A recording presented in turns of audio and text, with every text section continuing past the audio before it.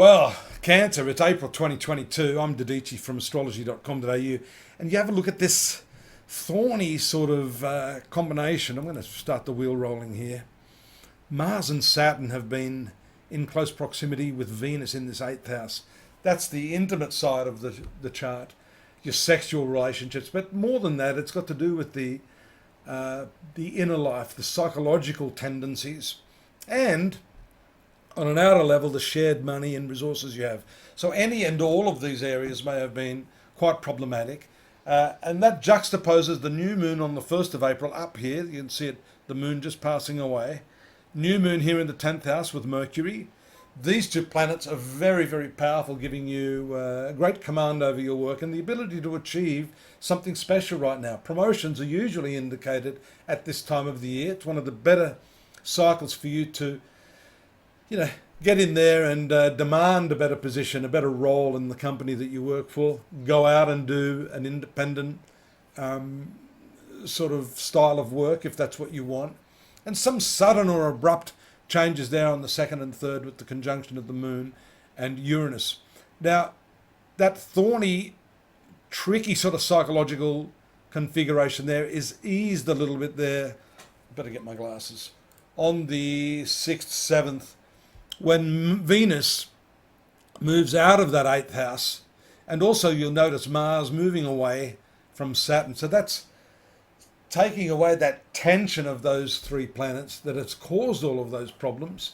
If you've had financial disagreements with your partner, that's likely to. You see here, you've had this long-standing Pluto in the 7th house. That can show manipulation, and especially here we see that there's a stationary position of Pluto later in the month, and that can really intensify that aspect of your life.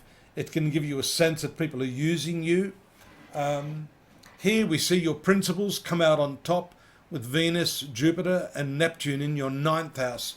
You're going to have to work with these other people who are trying to pull the wool over your eyes, who are trying to maybe actively deceive you, using your principles and not engaging too heavily in the gutter sort of level of politics or social activities. Here we see more communication in your social sphere with the movement of Mercury into this 11th house.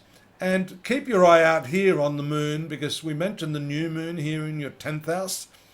Then on the 7th, that was on the 1st of April, then on the 17th of April, we have this 4th house full moon. So that's a lot to do with your family.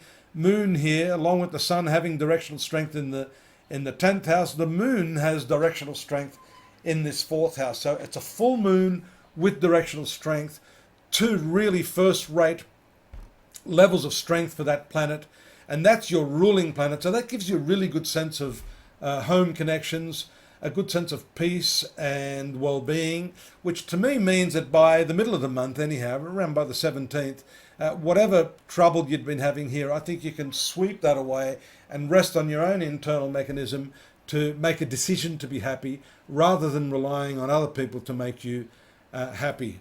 Look there, Mars also moves into the 9th house. Fortunately, it's a slower moving planet than Venus. It's not going to get wrapped up in that interwoven conjunction separation that's been going on for quite a while.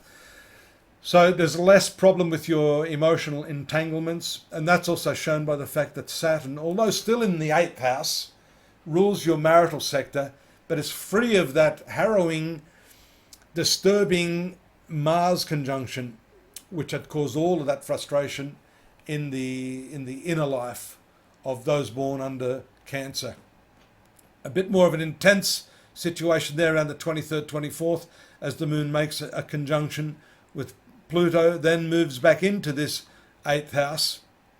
By the way, on the 20th, we see the movement of the sun out of that 10th house area into the social sphere, along with Uranus, the node, and Mercury. So a lot of connections going on there. This 9th house, 4 planets, this 11th house, 4 planets, travel, social life. You can combine both of these if you're planning to go somewhere. It's a great time to do so. 9th house is also to do with your studies, expanding your mental horizons, and to a large extent teaching and spiritual or philosophical connections. Jupiter in the 9th house here may also have something to do with law. So if some of you have been struggling with some legal or bureaucratic issue, it's okay. I think you've had the sun up here, the upper part of the horoscope. The sun is the government. So therefore, any of those sort of problems you're challenged by right now will work in your favour as a result of the sun being strong and also the sun ruling your financial sector. By the way, that's good for your income. We mentioned at the outset that the probability of you having a new position or at least going for a new role will be attended with some better financial avenues as well, more cash in your pocket. The last day of the month we see Mercury moving to the 12th house. That shows a little bit of undercover work necessary for you there. Don't forget to find out more, travel, visit, psychically go over to my website. Better just to click the mouse, astrology.com.au. Find out more. We're going to extrapolate on all of these aspects that I've mentioned for the munch. If you're hungry, you can have a munch. If you want more on astrology, you can look at the month of April over there. And don't forget to subscribe or drop me a line if you've got any questions. And I'll see you next month. Take care. Bye-bye.